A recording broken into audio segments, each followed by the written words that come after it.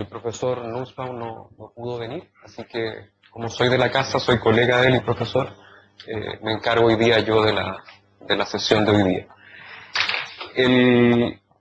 La charla de hoy día, que tiene ese título, está orientada a todos ustedes que están interesados en el proceso de investigación, en el proceso de escribir, que es parte de lo que es la investigación, y en esto hay harta experiencia y es experiencia acumulada con caídas, con errores, con fracasos, es parte de esto, ¿ya? Y muchas veces eso no se cuenta, ¿ya? Generalmente uno cuenta los éxitos, pero no los fracasos, ¿ya? Así que acá hay hartos años de circulación en esto de lo que es investigar. El pelo que me falta no es en balde, se me ha caído quizás por algún artículo que no me aceptaron, algún proyecto que fue rechazado, algún revisor que no entendió lo que yo escribí y yo le eché la culpa al revisor, no era culpa mía. En el fondo es culpa mía también, o sea, son cosas que uno tiene que hacerse cargo en esta tarea. Todos tenemos una idea de qué es investigar, ¿verdad? Incluso hay como varios estereotipos, uno ve esto y esta persona es un científico y qué sé yo. Investigación se refiere al hecho de llenar un vacío de conocimiento, algo que no está todavía bien claro, una pregunta no contestada, una hipótesis planteada y que es necesario responderla. Eso es investigación, ¿ya? Ese proceso de investigación es buscar ese conocimiento y llenarlo. Muchas veces uno tiene una hipótesis y uno dice, esto debe ser así, y seguimos ese camino y tratamos de demostrar esa hipótesis. En el camino nos podemos dar cuenta que había otro camino que seguir y se puede cambiar, ¿ya? Para algunos, investigación puede ser mucho trabajo, ¿ya? Para otros puede ser mucha entretención, ¿ya? Para otros puede ser una verdadera tortura, ¿ya? Una cosa de vida o muerte, ¿ya? Ahora, a mí lo que más me gusta de la investigación es que sea un proceso en el cual nosotros busquemos ese conocimiento y que la pasemos bien, ¿ya? En esa búsqueda yo diría que es un placer realmente andar buscando cosas y ojalá encontrarlas. Todo ese desafío es realmente muy entretenido y estos años que ustedes tienen en el posgrado yo creo que los van a recordar con mucho placer. Al menos eso es lo que nos pasa a nosotros, que tuvimos que dejar el posgrado porque lo terminamos, hay que entregar la tesis en algún momento, sacar el financiamiento, la familia no nos va a esperar mucho más tiempo, ya es un sacrificio que se hace, y después uno tiene que hacer trabajos que no son del todo entretenidos, ya a veces nos toca trabajos de gestión universitaria, trabajos administrativos. Entonces, este tiempo en el cual ustedes van a estar buscando conocimiento y van a estar tratando de responder preguntas, el consejo siempre es que aprovechenlo porque es un tiempo muy valioso y que después lo van a recordar con nostalgia. Pero la investigación no es solamente la búsqueda del conocimiento, sino que hay que publicarla, ¿ya? Y existe el gran dicho que es publish or perish, que la traducción sería públicalo o que muera, ¿no? El perish viene como creo que la traducción es perecer, ¿puede ser? Entonces la publicación es la forma de lanzar al mundo, la forma en que la investigación es dada a conocer al mundo, la forma en que todos se pueden enterar, la divulgación de lo que ustedes hicieron. Si ustedes no son capaces de eso, aunque tengan una excelente idea, un lindo descubrimiento, un resultado maravilloso, la investigación muere, ¿ya? Entonces, eso es sumamente importante, que ustedes sean capaces de divulgar la investigación, los resultados que hicieron, ¿ya? Es más, en el posgrado de esta universidad, no sé si hay personas de otras universidades, la Universidad de Santiago mandó una invitación, sí, en el posgrado de esta universidad se exige que para terminar un doctorado haya una publicación aceptada, ¿ya? En el magíster se recomienda una publicación enviada, ¿ya? Para optar a esta distinción máxima. Entonces, esto es súper importante, que ustedes puedan publicar. Estamos muy acostumbrados a charlas en que nos dicen, hice esto, los resultados fueron esto, obtuve este proceso con estos diagramas, con estos algoritmos, la gente de ciencia de la computación habla mucho de los algoritmos, etcétera, estadística y qué sé yo, pero rara vez alguien les explica cómo escribir. ¿Ya? A mí nadie me explicó cómo escribir. ¿Ya? Y uno aprende a escribir en el colegio, y si no aprendió, no aprendió, y después cuando uno se enfrenta a la hora de publicar en una revista, se encuentra con que no sabe bien cómo hacerlo. ¿Ya? Entonces, tenemos muchas presentaciones a lo largo de la vida de cómo son las investigaciones, pero tenemos muy pocas que son de cómo se hace la investigación, ¿ya? Cómo se publica, cómo se escribe, cómo se busca la revisión bibliográfica, etc. Y este seminario persigue atacar los dos problemas, o sea, charlas como la de hoy día, van a tener un par más de cómo se investiga en la biblioteca, creo que la semana pasada vino Nicolás Luco, ¿puede ser o no? ¿Sí? Etcétera, o sea, son charlas que ustedes les van a llevar a no morirse en el intento, ¿ya? Porque este trabajo tiene una parte bonita, tiene la parte en que uno termina la investigación, tiene la parte en que uno logra publicar y aparece el artículo de uno en una revista internacional, aparece el nombre de uno, uno se hace famoso, cree que es así como que todo el mundo lo está siguiendo y está leyendo su paper, pero tiene la parte fea, que es, por ejemplo, esta. Este es un mail que yo recibí el año pasado en que mi paper no fue seleccionado. ¿Ya? Y las razones, porque por esto, por lo otro, generalmente viene una serie de razones que uno puede compartirlas o no. ¿Ya? Entonces, cuando uno recibe esto, el gran consejo acá es, siga participando. O sea, no se caigan en esto porque esto les va a pasar. Es parte de la vida del investigador caerse, ¿ya? Y cuando se caigan, sigan adelante, ¿ya? Pateen una puerta, echen todos los garabatos al viento, todo lo que quieran, pero después sigan, ¿ya? Porque esto es así, es con ciertos fracasos, ¿ya? Y hay que estar preparado. Les cuento que los primeros porrazos, las primeras caídas, son las que más duelen.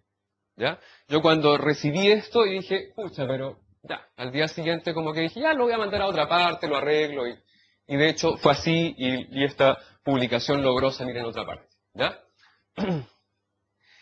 Esta charla entonces les va a dar diversas técnicas que pueden resultarles útiles para quienes están iniciando en el mundo de la escritura de paper. ¿Ya? Y está dividida en 3 partes, más una, que son consejos. Pues las 3 partes es cómo escribir un artículo, segundo, cómo hacer una revisión, y tercero, cómo se publica. Preguntas háganme entre medio, ¿ah? No esperen hasta el final, sino que si quieren hacerme preguntas entre medio pueden hacerlas. Bien, ¿cómo escribir un artículo científico? Lo que les voy a explicar ahora es una teoría que la propuso Jean-Luc Dumont, que es un doctor en física, que se dio cuenta que él tenía una gran capacidad de comunicador y que se dio cuenta que los papers que él leía estaban muy mal escritos, se dio cuenta que por ahí había una gran oportunidad para que él pudiera colaborar y se le invita a esa persona acá una vez al año. Si tienen la oportunidad de ir a sus charlas, vayan. Generalmente tiene auditorio lleno, con 500 personas, gente en el suelo, porque hay un antes y un después, ¿ya? En la vida de uno como escritor de artículos. Yo cuando tomé el curso sentí vergüenza de lo que había escrito y publicado antes, ¿ya? Porque resulta que a mí nadie me había contado cómo se escribía. Y uno escribe un poco así como tratando de improvisar. Entonces, esta teoría es de él. El paper tiene 3 partes. Lo que es el resumen, el abstract, lo que es el cuerpo del paper y lo que son las referencias. ¿Ya? El abstract, ¿por qué el abstract es tan importante? ¿Ya? Es muy importante porque generalmente cuando ustedes encuentran un paper, lo primero que van a hacer es leer el título, los autores, el abstract, las conclusiones y el cuerpo. principal, ¿ya? O sea, uno no lee el paper de la primera letra a la última, ¿ya? Sino que trata de, primero, título. ¿Nos interesa el título? ¿Tiene que ver con lo que nosotros estamos haciendo? Ok, puede ser autores. Conocemos el autor, puede ser que lo conozcamos y digamos, esta persona escribe muy mal y no quiero seguir leyendo. O esta persona escribe muy bien, yo soy fan de esta persona y voy a seguir leyendo. O sea, el autor nos puede decir algo. O puede ser que no lo conozcamos y sea completamente indiferente. Después vamos a leer el resumen. Después vamos a leer la parte final, quizás gráficos, a ver si entendemos algo así como rápido. Hoy en día, además, las nuevas generaciones tienen una capacidad para leer así en forma diagonal, como se llama, o línea intermedio, y pueden sacar conclusiones. Se hace una mirada como rápida y quizás, si nos interesa, vamos a leer completamente el artículo. ¿Ya? Entonces, el abstract es una oportunidad para decirle al lector rápidamente de qué se trata el artículo. Y el gran error que uno comete es que el abstract lo hace al final, como en 10 minutos. Agarra pedazos de lo que escribió y lo pone y sale. ¿Ya? Cuando hay una fecha de entrega de un artículo, el abstract por lo general se hace 2 horas antes de mandar el artículo. ¿Ya? Y ese es un error. ¿Ya? El abstract hay que dedicarle mucho tiempo porque el revisor, lo primero que va a hacer va a leer el abstract. Y si no lo entendió, ya va con una predisposición a que el artículo no le va a gustar. ¿Ya? Entonces, como es la entrada. Si el abstract es bueno, entonces los lectores leerán el artículo. Si no, chao. Me voy a concentrar en lo que es el abstract. El abstract es un resumen, como les decía, tiene un número acotado de palabras y además es una copia reducida, ¿ya?, de todo el artículo.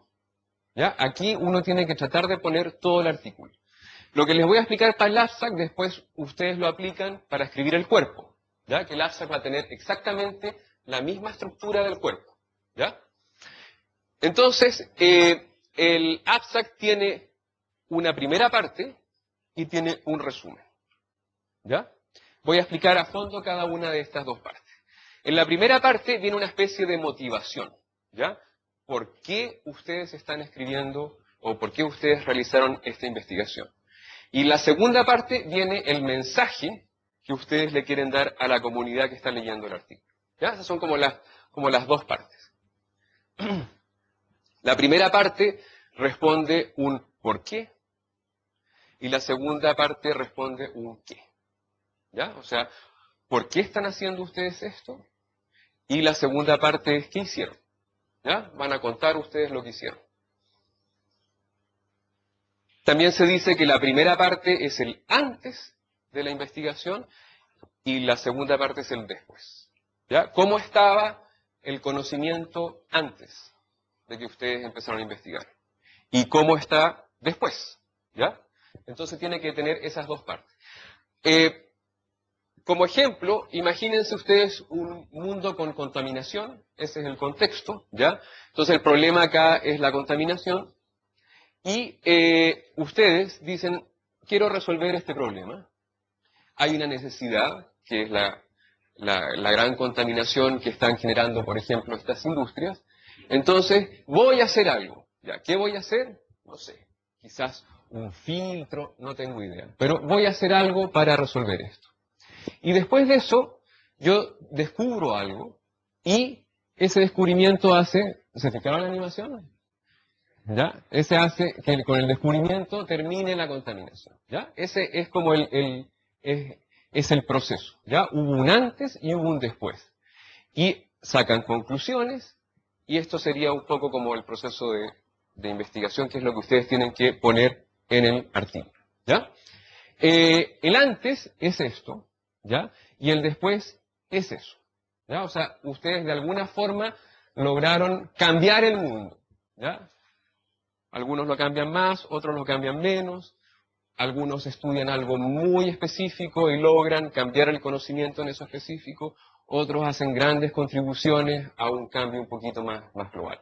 Pero hay un contexto que cambió, ¿ya? Y eso es lo que ustedes van a reportar en la investigación, en el artículo en este caso. Entonces, sigo con esto, hay un antes y hay un después. Y voy a ir ahora a desglosar la primera parte, el antes, ¿ya? No se olviden de este esquema que nos va a acompañar un par de transparencias más. Está entonces el antes, el después, ¿ya? Y ese antes, que viene a ser como la motivación, tiene estas partes que están acá, ¿ya? Entonces viene como primero un contexto. El contexto nos explica por qué esta necesidad, ¿ya? Y tengan en mente esto de eliminar la contaminación, es tan importante, ¿ya? Hay un contexto que tiene que ser para que la comunidad, para el lector, entienda de qué estamos hablando, ¿ya? Hay que contextualizar. Después viene una segunda parte que es la necesidad, ¿ya?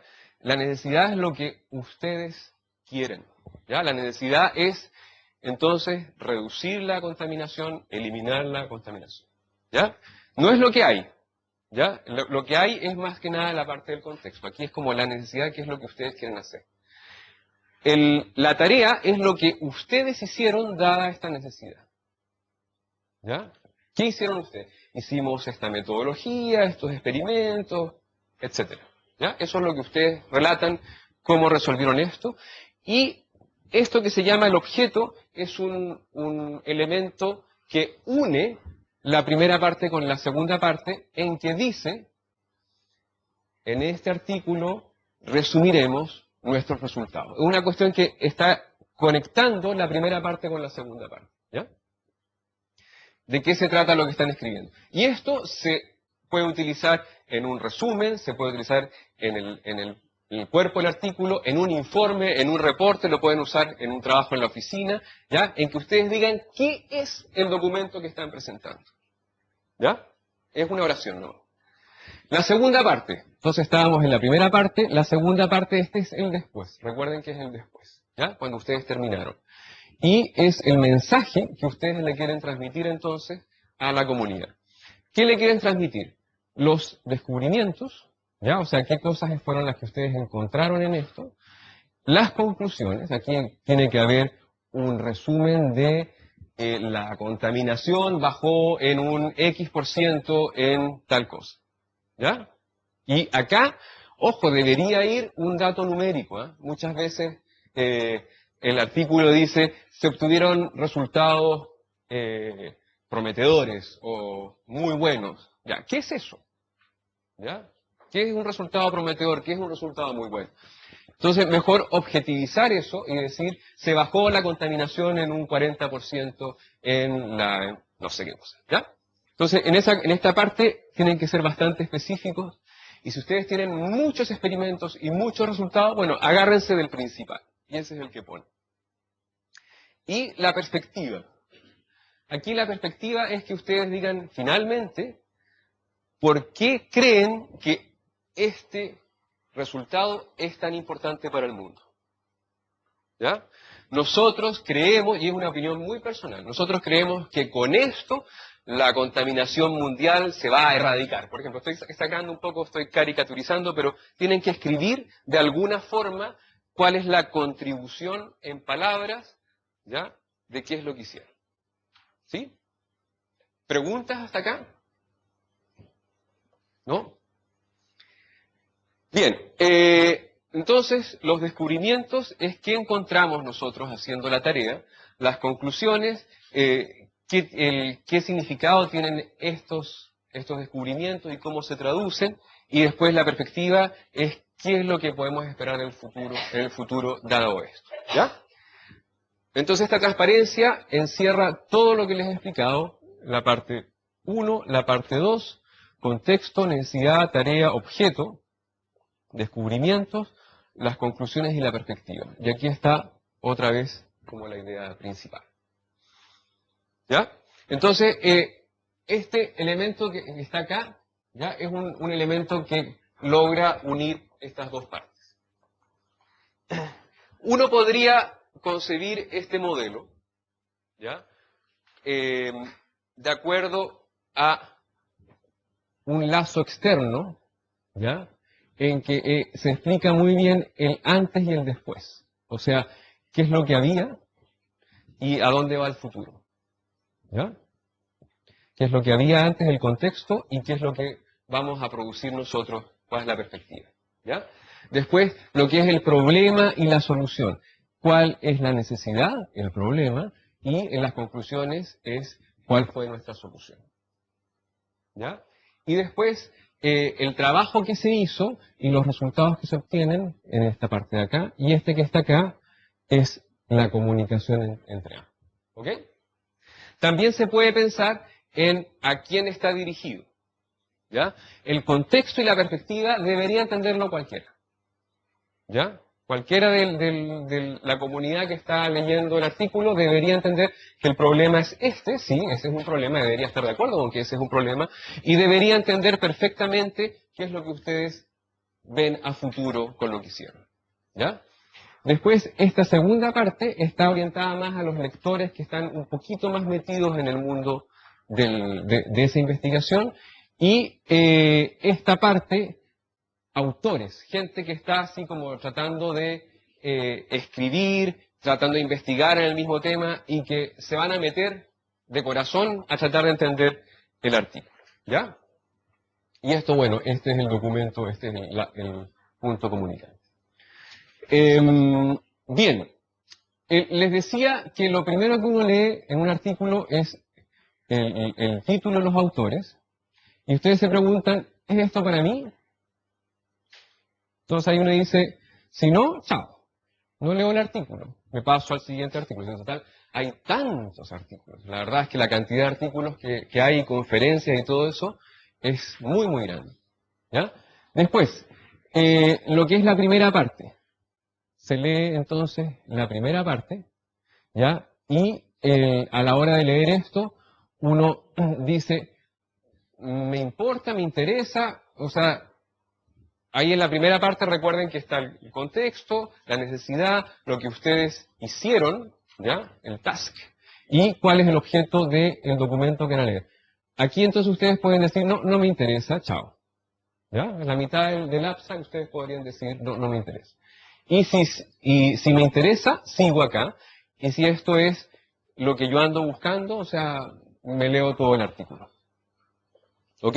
Esa es un poquito la idea de cómo uno habitualmente lee un artículo. Entonces, es muy importante que, dado que en este mundo tenemos tantas distracciones, ¿ya? Y estamos hiperconectados, es muy importante capturar al lector en esta primera parte. ¿Ya? O sea, aquí hay que ponerle mucho empeño, en el abstract, ¿ya? Hay que ponerle mucho empeño para que logremos entusiasmarlos para que pueda seguir leyendo el artículo. Eso siempre y cuando la persona esté metida en este mundo. No le vamos a pedir a alguien que sea de otra área que lea nuestro artículo porque se va a aburrir. ¿Ya? Ok. Y les decía que esta misma estructura úsenla para escribir el paper. ¿Ya? El paper, cuando ustedes se pongan a escribir las no sé cuántas páginas, depende un poco del artículo a dónde lo van a enviar, tiene que tener una primera parte con todo esto, con un antes. Aquí está metido el estado del arte, por ejemplo. ¿Ya? ¿Qué es lo que hay en la literatura, etcétera? Y en una segunda parte en que está lo que ustedes están reportando, sus descubrimientos. ¿Ya? Y este es el autor de esta teoría y tiene una página web con muchos documentos que se pueden utilizar. Él también tiene cosas de cómo hacer gráficos, cómo hacer presentaciones,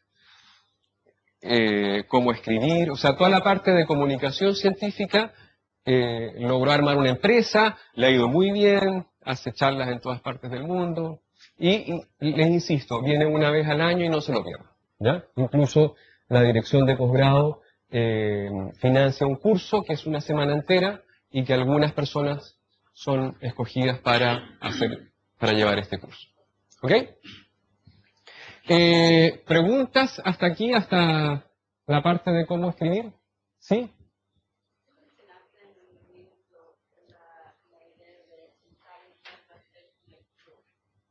¿Pensar en qué, perdón? Ajá, sí.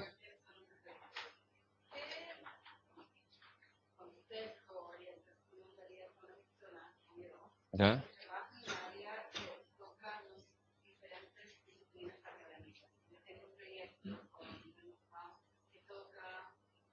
educación,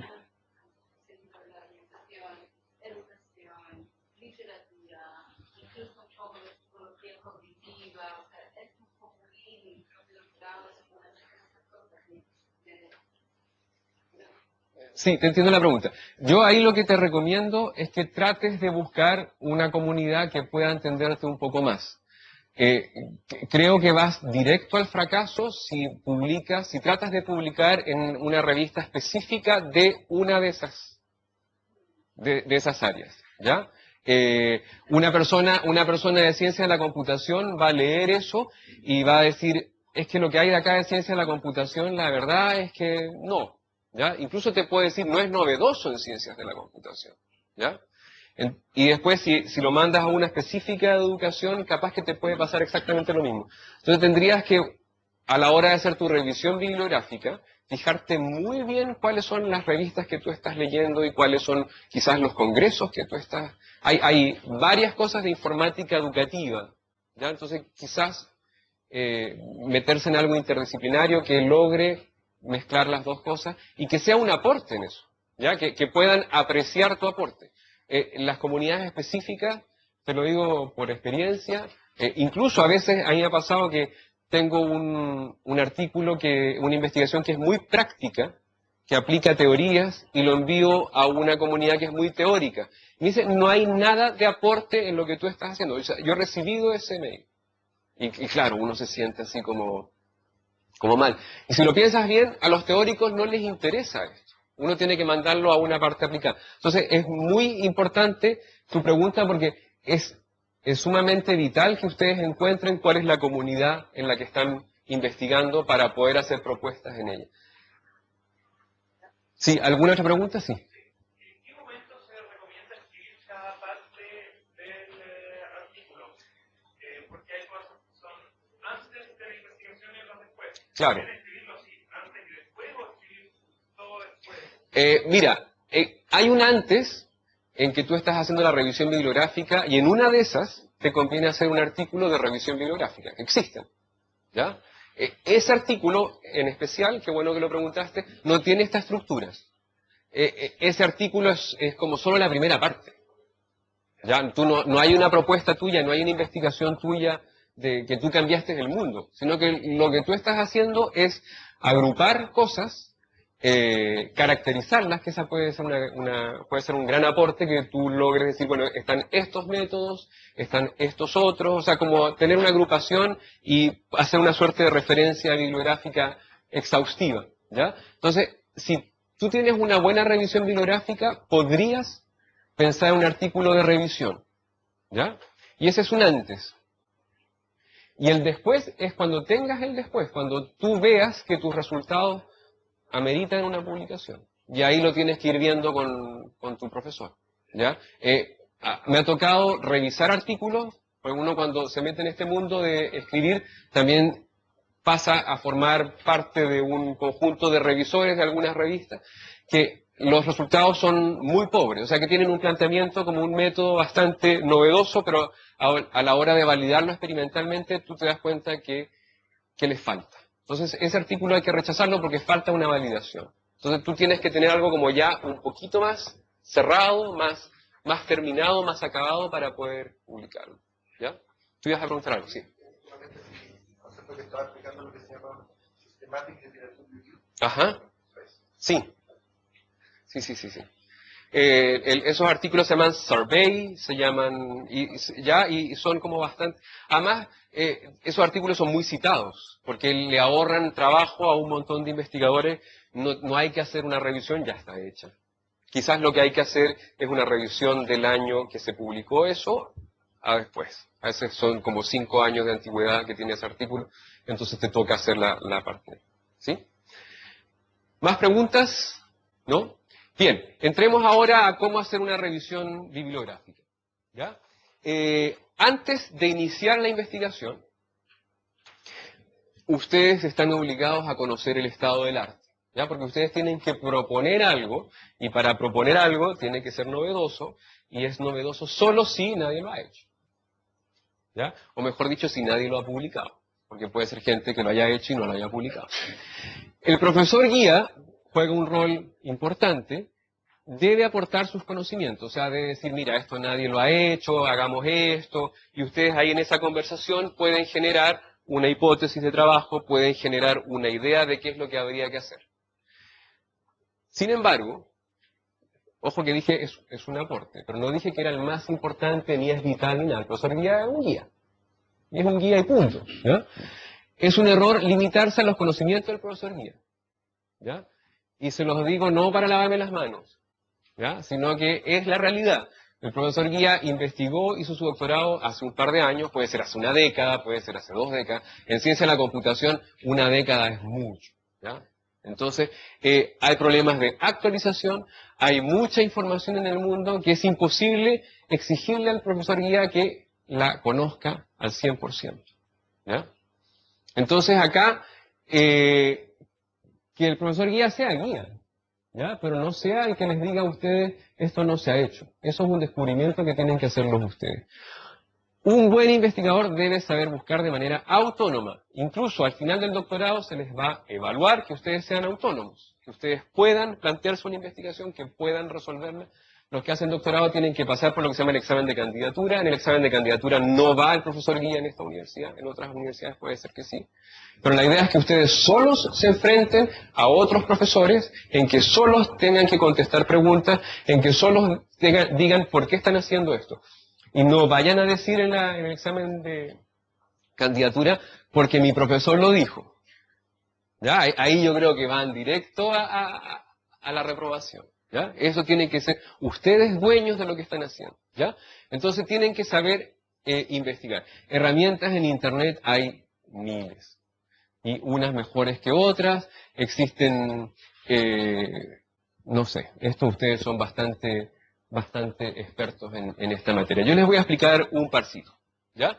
Existe la búsqueda en revistas EASY, que es la Web of Knowledge, esta es la página web, que tiene una base de datos con las revistas EASY. ¿Ya? Las revistas EASY, yo creo que ya todos han oído mencionar de esas, son revistas que están indexadas por una empresa que se llama Thomson Reuters. ¿Ya? Y en muchas partes se exige que ustedes tengan una publicación EASY. Ya vamos a hablar sobre eso. ¿Ya? Aquí hay una base de datos y el CONICIT, a través del Consejo Nacional de Rectores, está pagando la suscripción a esto. Y todas las universidades que son del Consejo Nacional de Rectores, y quizás algunas otras que se hayan incluido ahora último, en el último año probablemente, tienen acceso a esto. ¿Ya? Les voy a mostrar cómo es. Esta es una pantalla de esta Web of Science, y ustedes pueden poner nombre, pueden poner el tópico, autor, y aquí también pueden poner otras cosas, pueden poner de qué país es, etcétera. Pueden poner también los años, entre qué años, y busquen. ¿Ya? A manera de ejemplo, vamos a buscar acá lo que es robótica y visión, se pueden usar operadores booleanos, de este autor, Gasteratos. ¿Ya? Y ponemos search, y esto es lo que arroja. ¿Ya? Entonces los resultados de la búsqueda acá nos dice que los primeros 6 artículos, esos son solo artículos EASY, ¿ya? Es una base de artículos EASY, ¿ya? Entonces aquí dice que los primeros 6 artículos EASY cumplen con las condiciones de búsqueda, 1, 2 al 6, ¿ya? Aquí está Gesteratos, aquí dice robótica, dice visión, etc. El primero no ha sido citado, ojo. Aquí aparece, ¿dónde están las citaciones? Ah, ya. Aquí dice veces citadas, aquí dice 1, 0, 1, 2, 0, ¿ya? Los artículos más nuevos no han sido citados, nadie los está conociendo. Y uno espera de los artículos que tengan un poco más de años que sí sean citados. Si ustedes tienen un artículo del año 2005 que no ha sido citado, es dudoso, ¿ya? O sea, quiere decir que no ha sido muy relevante ese artículo, ¿ya? El último posee entonces 3 citas. ¿Ya? Vamos a ver un poco esto, qué significa. Vamos a hacer un clic entonces a este que está acá, y aquí nos aparece el artículo, el título, los autores, el abstract, y aquí algunas referencias de dónde fue publicado, quiénes son las personas, el idioma, etc. ¿Ya?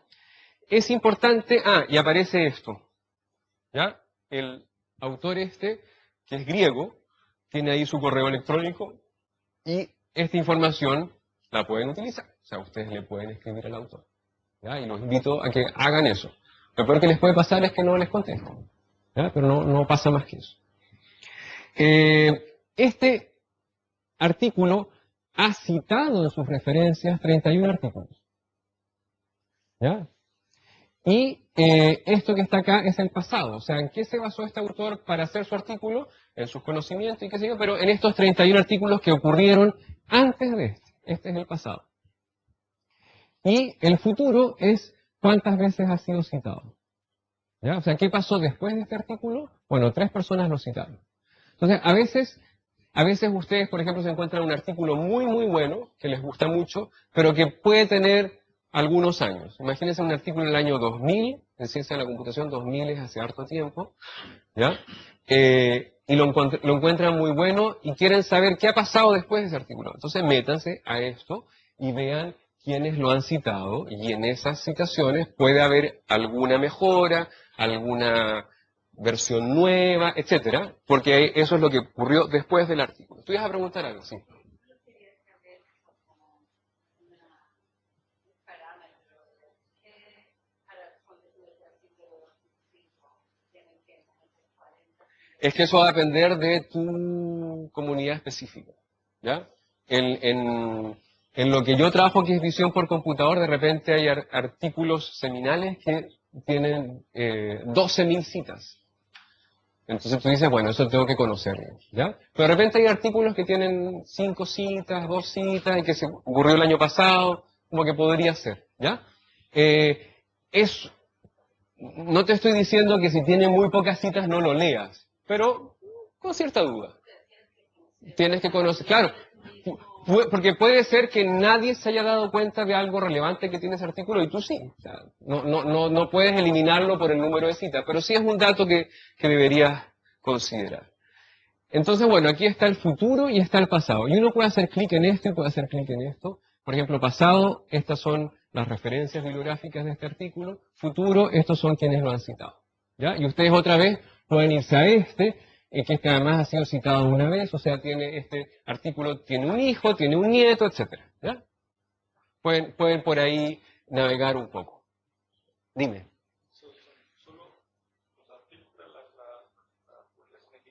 Sí, solo Easy. ¿Ya? Ahora el Google Scholar tiene lo mismo. Ya voy a hablar del Google Scholar, pero este es solo Easy.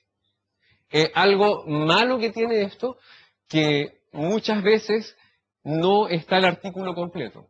Yo diría la gran mayoría de veces está solo el abstract. ¿Ya? Si les interesa el artículo, lo pueden comprar. ¿Ya? No conozco a nadie que haya comprado un artículo. Si lo hacen, ¿sí? Ya.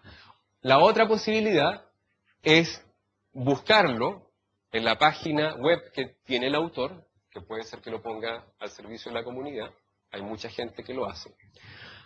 O se le escribe al autor, se le escribe a este griego que yo les dije ahí, se le escribe y le dice: hola, estoy haciendo una investigación en Chile, por favor envíame tu artículo en PDF porque estoy interesado, y qué sé yo. Si el autor lee el correo electrónico está bueno porque puede ser que ya no lo tenga, etcétera, les va a contestar. O sea, yo siempre imagino a un griego, le llega un mail de Chile que quieren su artículo. Yo creo que esa persona llega en la noche a la casa y dice: alguien en Chile me está leyendo. O sea, pónganse en el caso de ellos. O sea, ustedes comparten eso, ¿ya? Y además que lo van a compartir por una razón muy obvia. Si ustedes comparten su artículo, es muy probable que esa persona cite el artículo de uno, ¿ya? Y las citaciones del artículo de uno sirven, ¿ya? Por lo que te estoy diciendo. Si el artículo tiene muchas citaciones, puede ser un artículo importante. Dime. ¿Te puedo comentar que los autores, por así decirlo, regalan su artículo, no les pagan por eso? No. Y las ventas no les llega nada. No, tampoco. Sí, eso es bueno saberlo. Uno cuando publica una revista no gana dinero, ¿ya? Y cuando uno le compra un artículo a una revista, al autor no le llega nada, le llega la revista. Dime. Estamos con el tema de dinero, sería perfecto. Para una persona natural, ¿cuánto cuesta inscribirse en Web of Science? Sabes que no lo sé. Es que es muy caro. Ya, yo creo que generalmente lo que se hace es que la institución no paga. Y la institución puede pagar, no estoy tan seguro, pero del orden de $30.000 al año, una cosa así. No sé, sí, es caro porque le da acceso a todas las IP de su institución. ¿Ya? Creo que van a tener una charla de la Web of Science. Va a venir alguien de la biblioteca y se nos va a explicar. ¿Ya? Pero no conozco gente que... O sea, sí uno lo que hace se puede suscribir a una revista específica que te gusta, y eso te puede costar, por ejemplo, como estudiante te puede costar $50 al año. Pero es una revista. O es un conjunto de revistas. La IEEE, por ejemplo, tiene la Sociedad de Computación, tú te puedes inscribir a un par de revistas y son como $100 al año. Pero eso es para ti. ¿Ya? Si es a nivel institucional, los precios son como el orden que te he dicho, $5.000, $10.000 anuales, algo bastante típico. Es muy poco probable que alguien fuera de la academia esté leyendo artículos ISI por la misma razón. No, porque esta no es la única forma de leer artículos ISI. ¿Ya? O sea, esta es una base de datos que agrupa esto, pero no es la forma habitual de leer los artículos ISI. Sirve para hacer búsquedas. ¿Ya? Ok. Esto tiene además una cosa que se llama Create Citation Report, que uno puede crear como un reporte de citaciones, ¿ya? En este tópico, en lo que ustedes buscaron, y aquí ustedes podrían poner sin el autor, a ver qué cosas han pasado en robótica y visión, o pueden poner el autor solamente, a ver cómo le ha ido a este autor. Ustedes van a ver acá cuántos artículos por año se han publicado, ¿ya? Ojo, aquí estamos haciendo la búsqueda de este autor, cuántos artículos al año ha publicado en ese tema, ¿ya?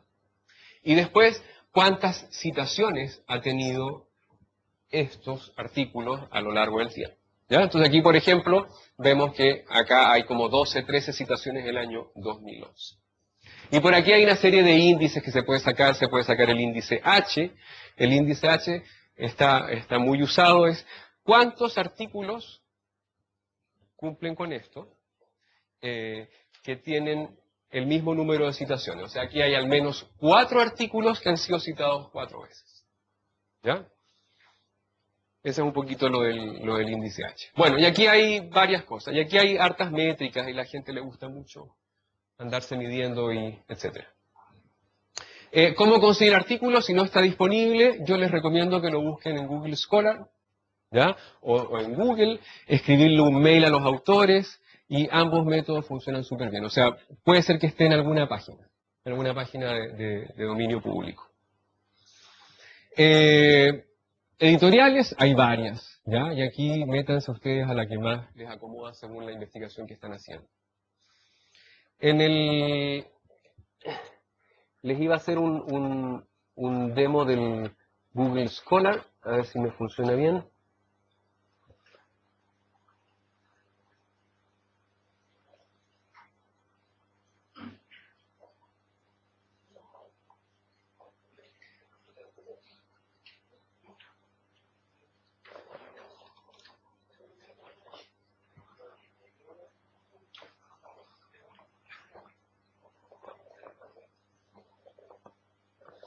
Bien, entonces, me quedó muy grande esto.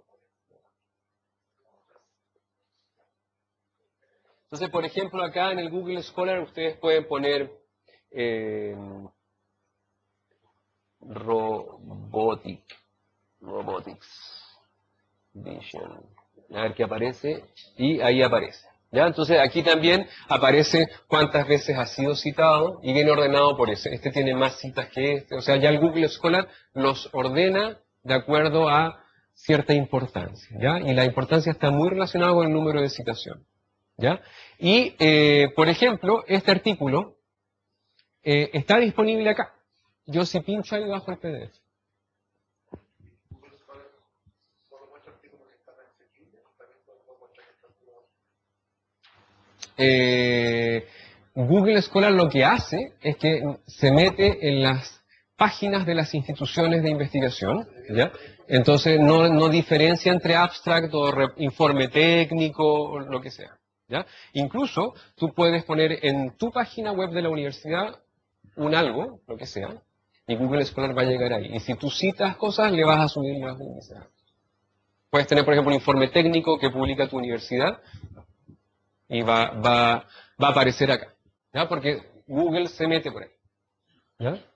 Entonces acá dice 77 citaciones de esto. ¿Quiénes lo han citado? De todo, ¿ah? O sea, aquí hay publicaciones, artículos de muy buena calidad que han citado, artículos de mediana calidad. No hace aquí un filtro de que si la citación viene de alguna revista buena o no, sino que viene de alguna universidad o centro de investigación. Eso es lo que, o alguna revista, ¿ya? Alguna revista cualquiera, o sea, incluso que no sea ICE. Entonces les decía que si yo pincho acá, aparece el PDF y lo podría bajar, ¿ya? Después acá también están los autores. Yo podría, por ejemplo, aquí pinchar este autor y me sale su página, ¿ya? Y este es Gianluca Mariottini, etcétera. Vienen aquí su ranking, cuántas publicaciones ha hecho cada año, no, cuántas citaciones ha tenido, el índice H, el índice I10, estas son cuántas revistas tienen más o al menos 10 citaciones, ¿ya? En conjunto desde el año 2008. Y acá, si a ustedes les interesa, si son fan de algún autor, pueden poner, aquí está ordenado por citaciones, pueden poner también ordenado por año, ¿ya? Y observen que estas que son muy recientes, nadie las ha citado. Es obvio, nadie las ha leído todavía del todo, ¿ya? O han leído pero no han publicado todavía con esto, ¿ya? Entonces aquí ustedes pueden estar viendo qué es lo que ha hecho. También debe tener esta persona, ¿a qué comunidad pertenece? Pertenece a la comunidad de Robotics, Computer Vision, ¿ya? Entonces pueden marcar ahí Computer Vision y les aparecen todas las personas que tienen puesto como Computer Vision como su tema de interés, ¿ya? Y están ordenados por número de citaciones. Esta persona, por ejemplo, tiene 36.000, el Anil Jain tiene 91.000, etcétera, ¿ya? Y aquí están ordenados, aquí uno puede ver el ranking de los grandes pensadores, ¿ya? Métanse a eso porque pueden ustedes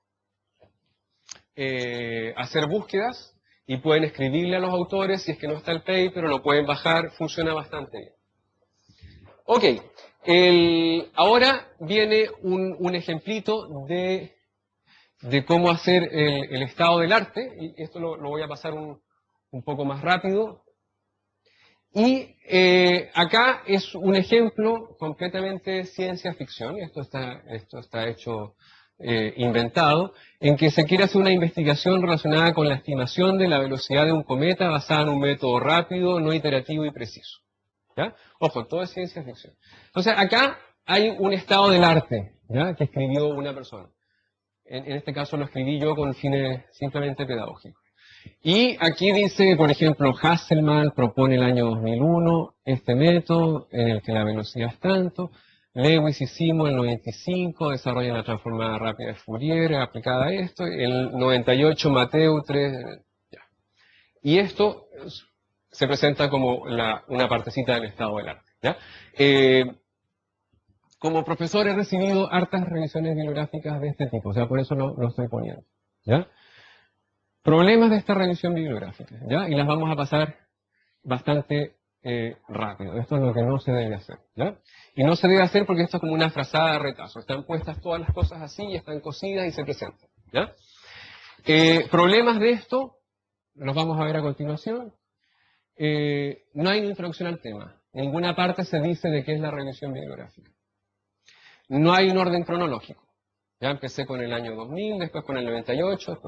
El orden cronológico podría ayudar. No es necesario, pero podría ayudar. No se explican las variables de las ecuaciones. Están puestas, ¿no? No hay unificación de las variables. Usé X para velocidad, usé B para velocidad. Según el autor, utilicé la misma variable. No se entiende.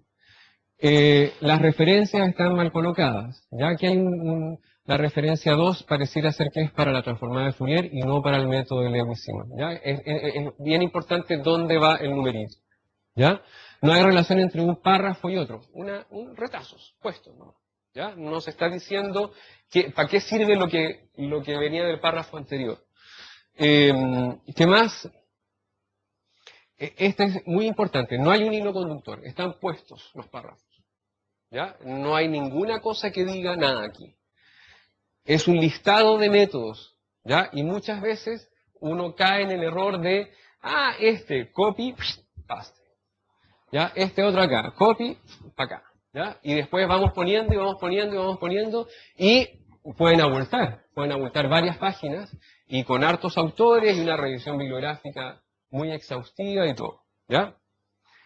Un alumno mío en un trabajo me entregó un trabajo que era que le iba a demandar, yo no sé, como 10 horas en hacer el trabajo, ¿ya?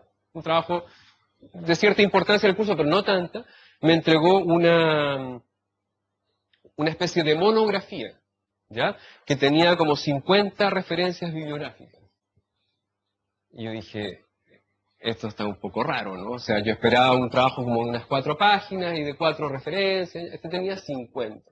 Entonces, busco en Google, pongo en la primera oración y aparece la monografía que era parte de una tesis de una universidad de España, ¿ya? O sea, cosas como esas hoy en día se pueden hacer y eso hay que evitarlo, ¿ya? Eso no es investigar, ¿ya? Eso es un plagio, ¿ya?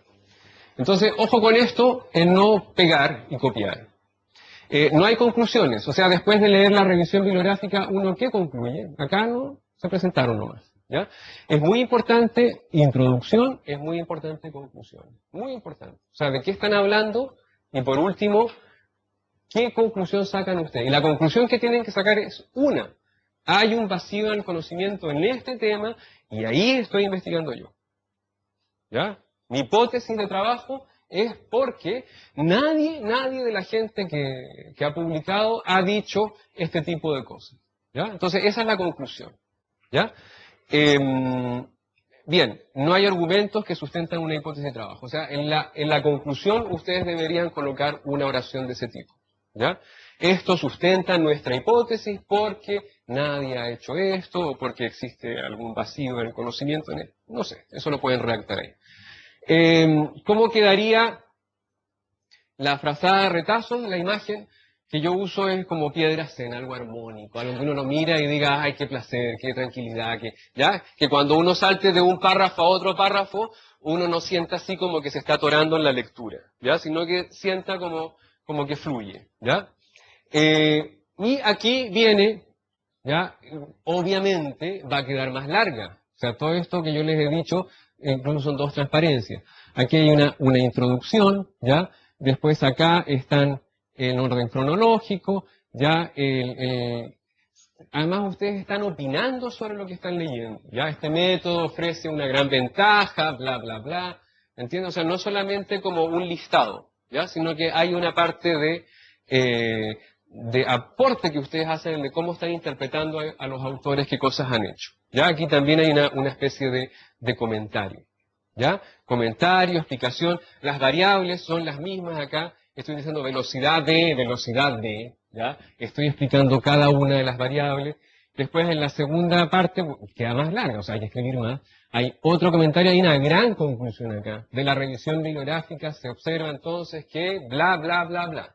¿Ya? O sea, aquí, y ojo, aquí dicen recientemente se ha demostrado que esto y esto, entonces eso puede servirnos para hacer nuestra investigación. ¿Ya? O sea, aquí hay una cuestión un poquito más armónica. Esta presentación está en mi página web, ¿ah? O sea, si después quieren leer esto con calma, lo pueden hacer. También hay mucha literatura al respecto de cómo escribir, ¿ya? Y aquí hay esto es parte de un curso en la Universidad de Estados Unidos de cómo se escribe una revisión bibliográfica. Preguntas hasta ahí, para pasar al último tema que es cómo publicar. Dime. Esa parte que veía como ecuaciones de Hill-Claude, Ajá, que decía que la velocidad v, y otros lo llamaban zeta, ajá. yo puedo ahí manipular la ecuación de una persona. O sea, tú lo que puedes hacer es que si un autor le llama la velocidad z y tú la quieres llamar v, tú puedes usar. Y si la fórmula era exponencial de menos z y tú dices exponencial de menos b, no es manipulación, sino que tú estás diciendo que tu variable se llama de otra forma.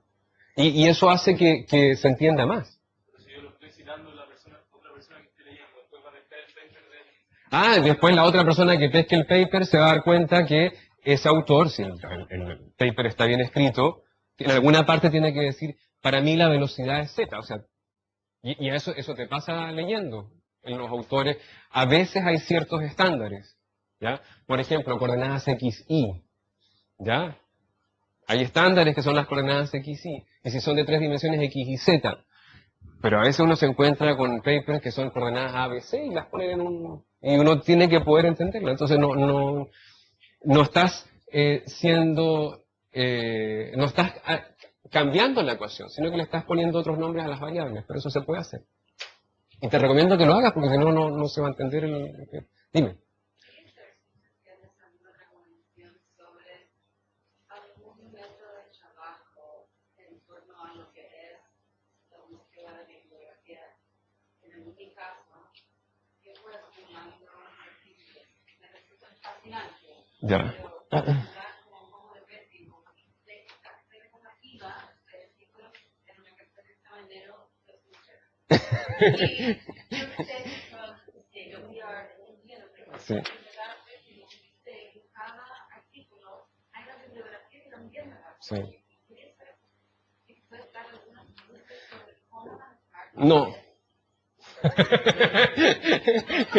No, porque tú puedes seguir leyendo infinitamente. En alguna parte tienes que hacer el corte. No.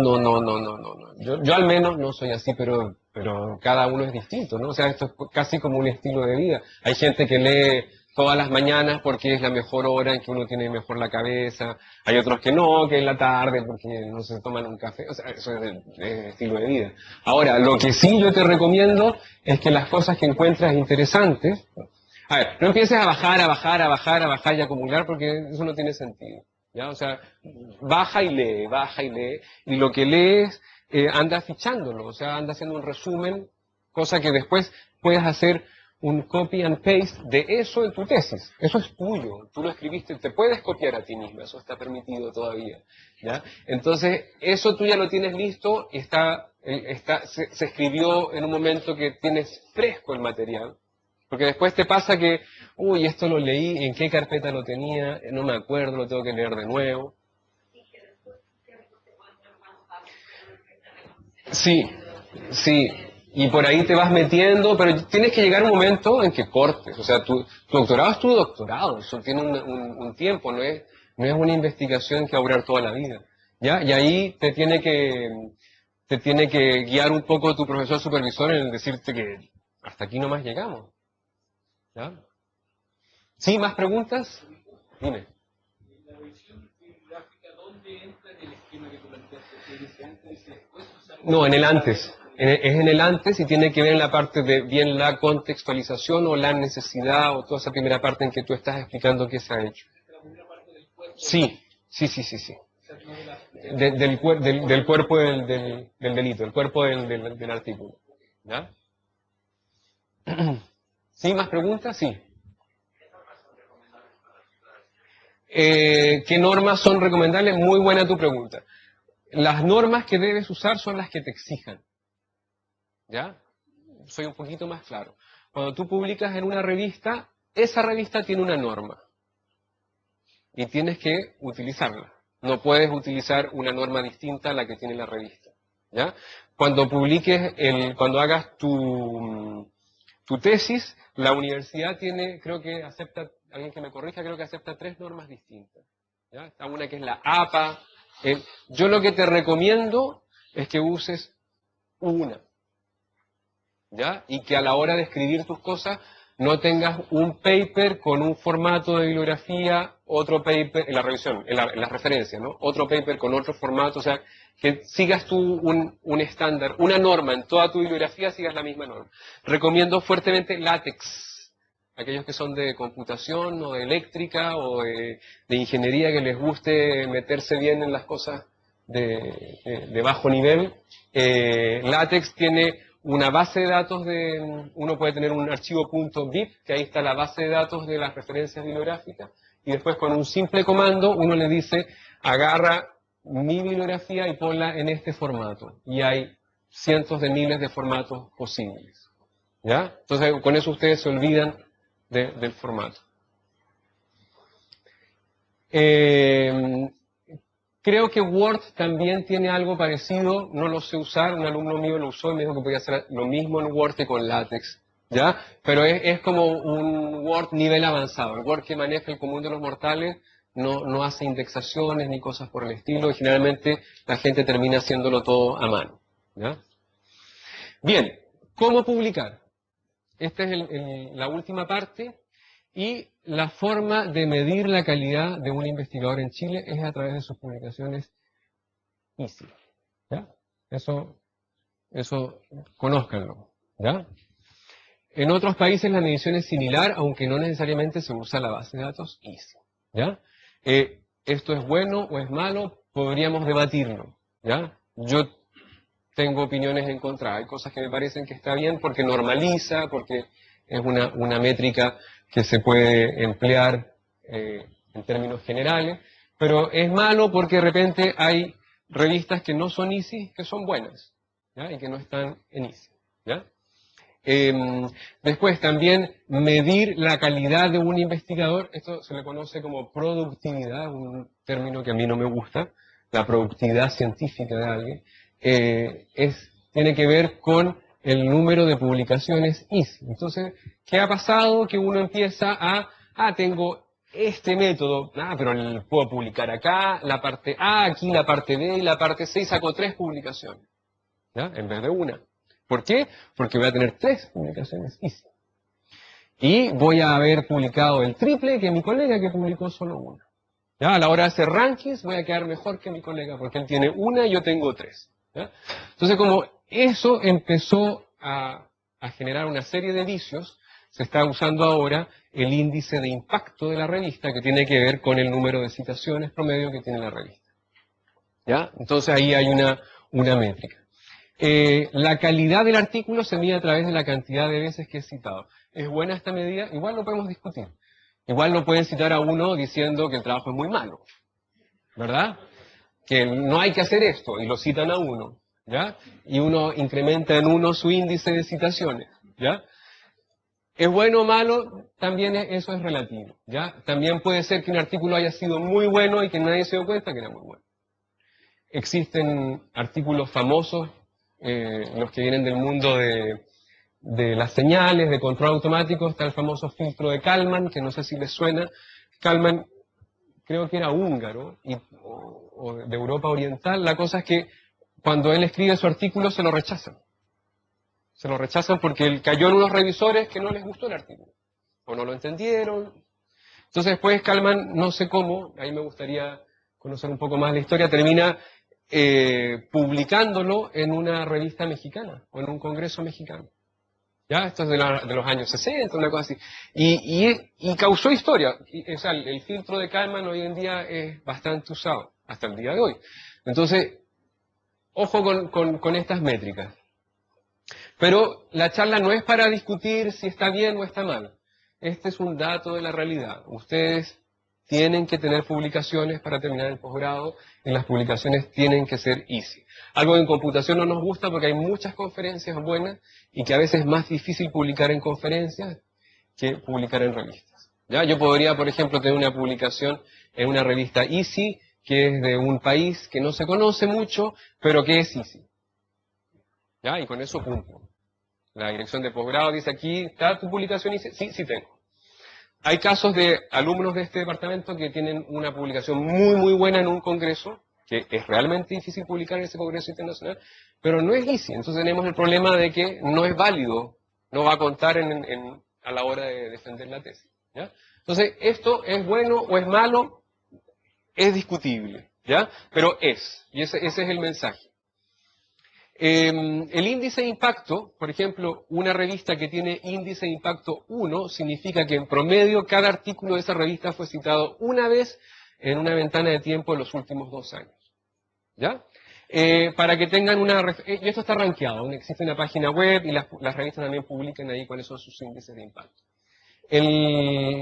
Para que tengan una idea, en ingeniería una revista con impacto 1 está bien, ¿ya?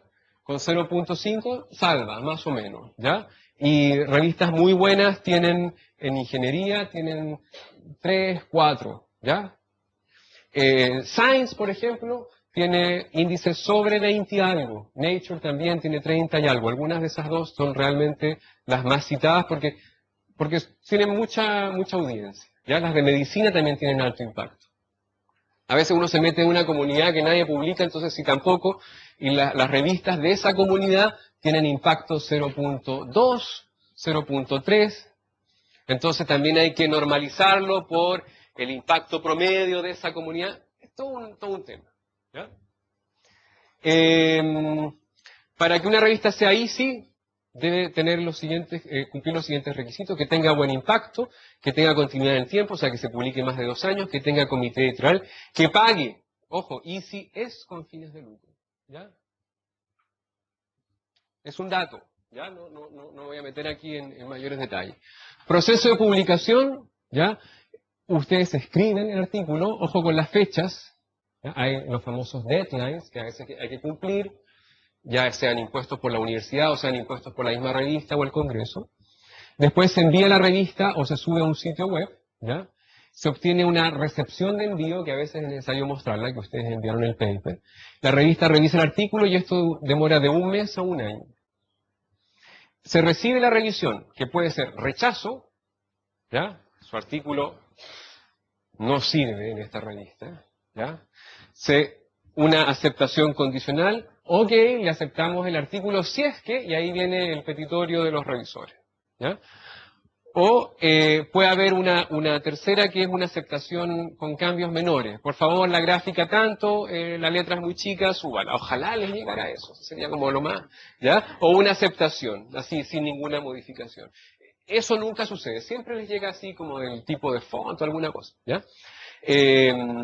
Ok, si esa aceptación condicional se corrige y se reenvía, si el artículo es aceptado, es necesario revisar minuciosamente la versión final. O sea, a la hora de publicar, a ustedes les envían y dicen, esto es lo que se va a publicar. Entonces ustedes leen y pueden cambiar algunas cosas de forma, no de contenido. En el proceso de revisión, ¿qué es lo que hace la revista? El editor de la revista recibe el artículo y se lo envía al menos 2 revisores, ¿ya? El revisor a veces llena un formulario, emite una opinión, ¿ya? Y dice el artículo está bien o está mal, y emite un informe confidencial, y uno como autor no conoce los revisores, son anónimos, ¿ya? Y el editor decide lo que hay que hacer una vez que ha leído eso. Puede pedir una tercera opinión en caso que pide 2 opiniones y son distintas, puede pedir una tercera opinión. Dime. ¿El revisor sí conoce el nombre de los autores? Sí, claro. Sí. No, el revisor, en algunos casos no. Hay congresos en que tiene una cuestión que se llama revisión ciega, ¿ya? Pero el editor sí. El editor es el que maneja todo, ¿ya? Consideraciones del revisor. El revisor, dime. Si, por ejemplo, si mi artículo se aplica solo en Chile, Ajá. tienen que revisar un revisor chileno que sepa... Es que eso es criterio del editor. Y muchas veces tu artículo es rechazado porque el editor decidió mal quiénes podían revisar tu artículo. Muchas veces se envía el artículo a revisores que no tienen ni idea. Eso puede pasar. O sea, te pueden rechazar el artículo de manera muy injusta porque lo leyeron personas que no... A mí me pasó con un artículo que lo mandé a una revista de alimentos proponiendo un método de edición por computador. Lo revisó solo una persona y me dijo, en edición por computador no hay ningún aporte. Y por algo lo mandé a una revista de alimentos, yo no lo mandé a una revista de edición por computador. Lo mandé a otra y lo aceptaron, ¿ya? Entonces, ahí el editor tomó una decisión errónea de quién debería leer el artículo. Se lo mandó un experto en edición por computador y lo que yo estaba proponiendo no era novedoso en esa área, que es un poco lo que tú comentas. O sea, si estás en 2 áreas, tienes que ver a dónde se lo envía. Y el editor lo mismo, el editor tiene que tener la responsabilidad de decidir muy bien quiénes son los revisores. Y cuando uno tiene un artículo que es muy raro, el editor va a mandarlo a revisores quizás más raros aún porque cree, y quizás la revisión puede ser... A veces es un poquito de suerte, ¿ya? O sea, eso puede suceder. ¿Sí? Un artículo que lo envías a una revista. Sí. Si te rechazan, lo envías a otra. No hay una práctica que yo envíe... No, eso no se hace. Buena tu pregunta. Tú no puedes enviar el artículo a 5 revistas de forma simultánea. Incluso está escrito en las bases de la revista que mientras está en proceso de revisión, tu artículo está casado. O sea, no se puede, no te lo sueltan. Es poco ético que tú se lo envíes a 5 revistas al mismo tiempo. ¿Ya? ¿Ah? Es poco ético porque, a ver, primero que nada la revisión es gratuita, tú tienes gente trabajando en esto y vas a tener a 20 personas leyendo tu artículo para que después tú digas, no, imagínate que lo aceptan en las 5 revistas. Y después tú digas, no, yo te digo, pero no se hace. ¿Ya? No se hace. Y está en las bases. Tú lo que haces, lo mandas a una revista, si te lo rechazan, incluso ahí me ha llegado rechazo diciendo, no lo reenvía a esta revista. O sea, rechazado, pero rechazado. Y aunque lo mejore, lo vamos a... No. Entonces se envía a otra revista. ¿Ya? El revisor debe contestar algunas preguntas, ¿ya? ¿Cuál es el propósito del artículo? ¿El artículo es apropiado? ¿Son significativas las conclusiones? Etcétera. O sea, son varias cosas que hay que hacer. Las voy a pasar rápido por el tiempo.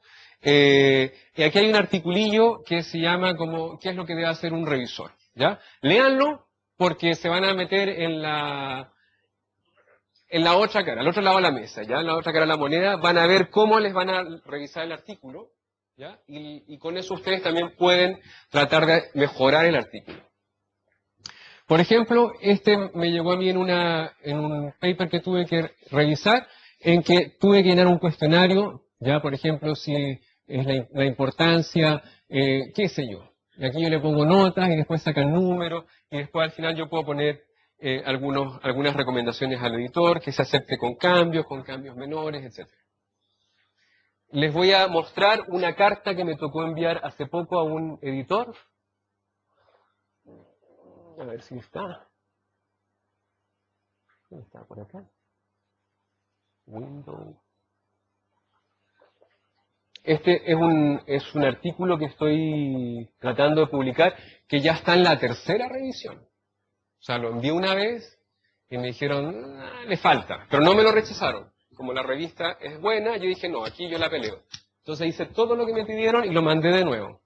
Y lo leyeron y me dijeron, pero falta esto. ¿Ya? Y corregí eso y lo mandé en enero. ¿Ya? Entonces estoy en la 3ª revisión. Ya si me llega que no, me voy a otra revista ya, porque estoy ya cansado de... No sé dónde está esto. ¿Dónde está? No lo veo. Bueno, en fin, es una carta larga. Lo que tienen que hacer es, el revisor 1 dice, falta esto. Entonces ustedes le contestan, leer el nuevo párrafo que incluye en la sección 2.3 en que respondo esto. ¿Ya? Falta esto otro. ¿Ya? O, por ejemplo, un revisor les dice, no me parece esto, ¿por qué? Entonces ustedes le pueden decir, tiene toda la razón, lo cambiamos, o le pueden decir, no, es así, y lo explican. Cada objeción del revisor, una por una, ustedes tienen que contestarla. De forma que pusieron algo o que no lo pusieron, ¿por qué? Entonces, les queda un documento de unas 5 páginas, ¿ya? Y más el paper, que son unas 10, 20 páginas, o sea, esto es de nunca acabar.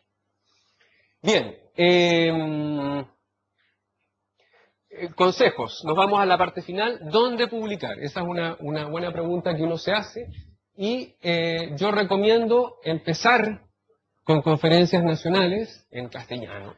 ¿Ya? O sea, tienen el problema de el dinero. Si es acá en Santiago, por ejemplo, no tienen que gastar ni en pasajes, ni en alojamiento, ni en nada. Tienen el problema... todos esos problemas están resueltos. El problema del idioma es castellano, que es el idioma que ustedes hablan, etcétera, ¿ya? Y los procesos de revisión son un poquito más fáciles, o sea, son más holgados, ¿ya? Pueden empezar con esto para que tengan el training, ¿ya? Segundo, continuar con congresos internacionales en inglés, siempre y cuando tengan el financiamiento. La publicación en un congreso es cara.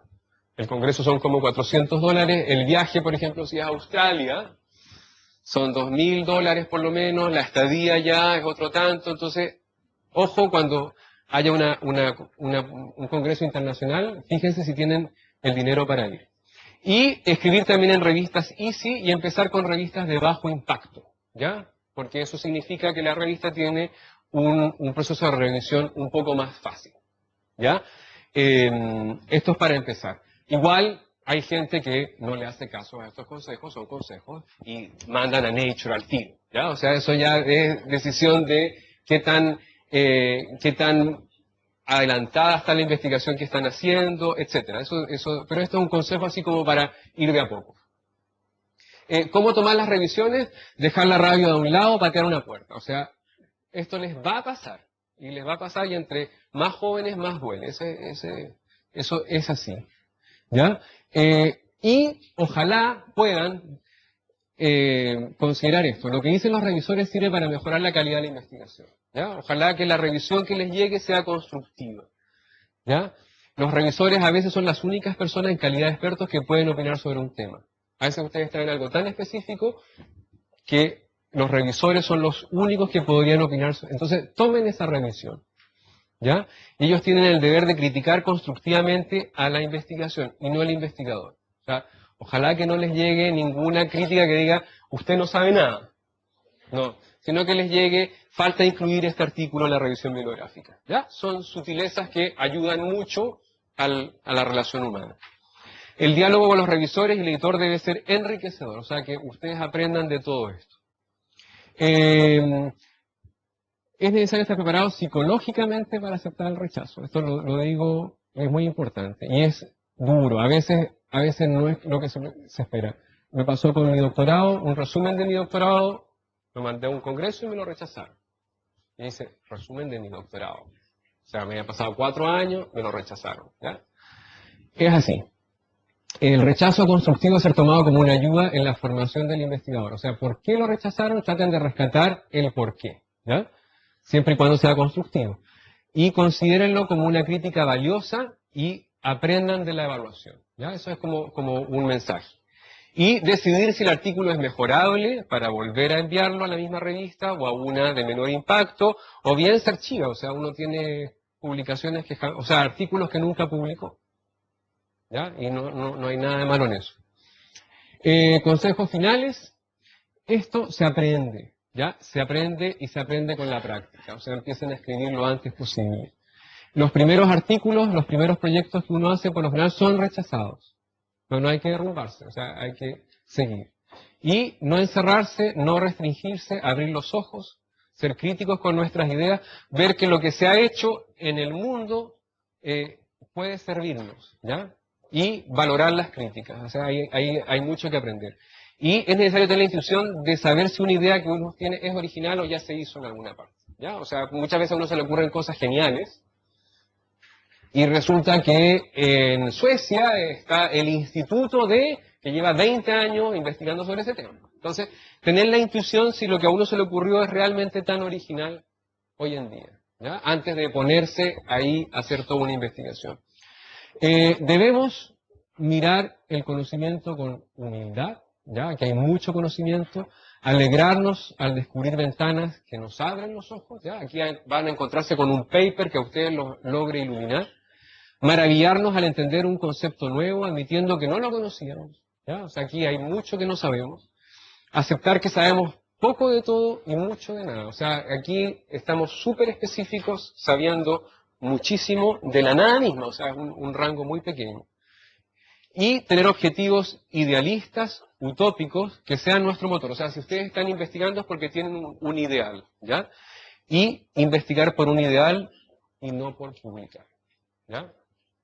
Con eso termino y espero que estos consejos les puedan servir a ustedes. Muchas gracias.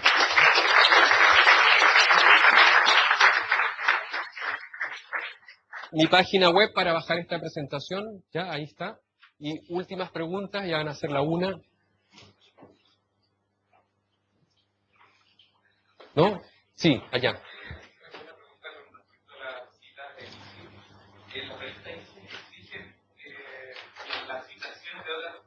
No, tú puedes citar otras cosas. Tú eres libre de citar lo que quieras. Aunque me llegó una carta de un editor diciendo que para publicar para publicar artículos en su revista debía al menos citar a 4 artículos de su revista. Es que todo se tergiversa. Y eso es ¿por qué? Para aumentar el índice de impacto de la revista. ¿Ya? Sí.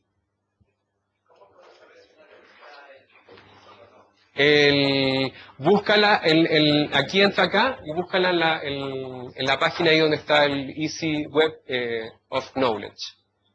¿Ya? Y hay un listado. Si está, fíjate también en el impacto que tiene. Si el impacto está de acuerdo al grado de tu investigación, considérala. Ya si es mucho más alta, mi consejo es que todavía no. Dime.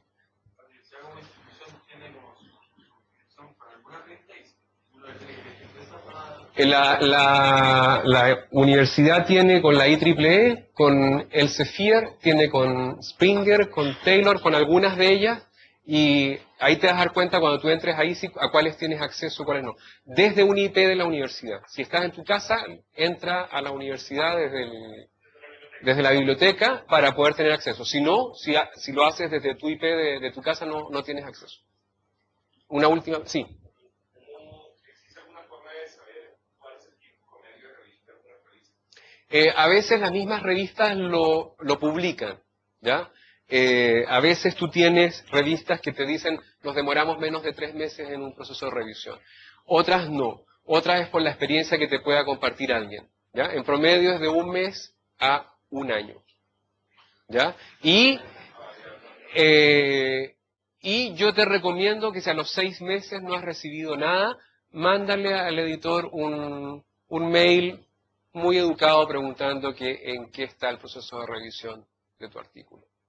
Y tiene la obligación de contestártelo.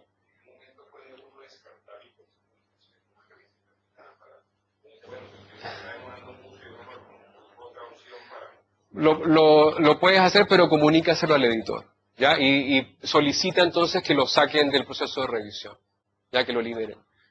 ¿Alguna otra pregunta? Bien, bien. Gracias por todo su tiempo. Nos vemos. Está en mi página, sí, en una pestaña que se llama material. ¿Ah, sí?